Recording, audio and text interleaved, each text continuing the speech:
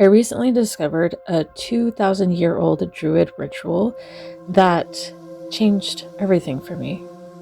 This is a ritual that helps women specifically process pain. It's called the Spiral Castle Ceremony, and it was performed exclusively for women not at death, but at the moment a woman lost something that she had built her identity around. A relationship, a role, a version of herself that she had outgrown but didn't know how to grieve.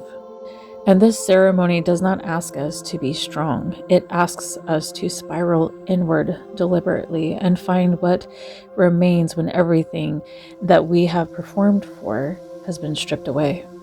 There's a grief process and bereavement period that goes overlooked because it's not like someone actually died, but really, though, a version of ourselves did die.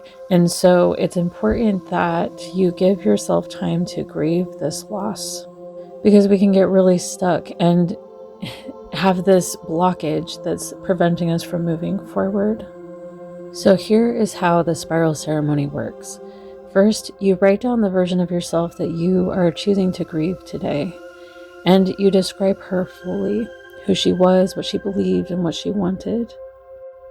For example, the version of myself that I am grieving is the version that loves deeply, but felt like she had to let go and detach because she believed she was unworthy of love due to the religious trauma and abuse that I suffered from as a child. I am grieving what I was taught and how I was taught to view my worth, because this version of me always wanted gentle and kind love, but she blocked it because she did not feel worthy of it, so she ended up in abusive relationships. And she worked so hard to prove that she was good enough to even be in those relationships. That's how bad she felt about herself. And she surrounded herself with people who did not want her to see her worth. So the pain of love always being out of reach only made this belief set in stronger. I always asked myself, why can't I ever be enough? Today I grieve her false beliefs. I grieve the effort to prove herself worthy to people who purposefully pushed her down so they could feel better about themselves.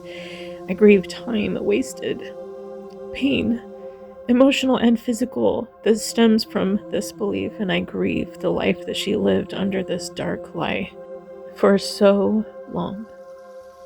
This ceremony invites you to grieve this version of yourself for 10 minutes, and I will say you actually may end up grieving this version of yourself, whatever it may be, for longer than that.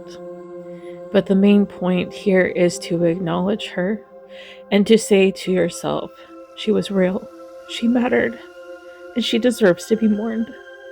The next step in this ceremony is to ask yourself what remains when she is released. And honestly, I didn't know, and I had to ask my guides. That's how much this version of myself had taken me over. And what they told me, what remains after this version of myself is released, is a defender of the children who have been abused and then religiously traumatized to believe that they are worthless.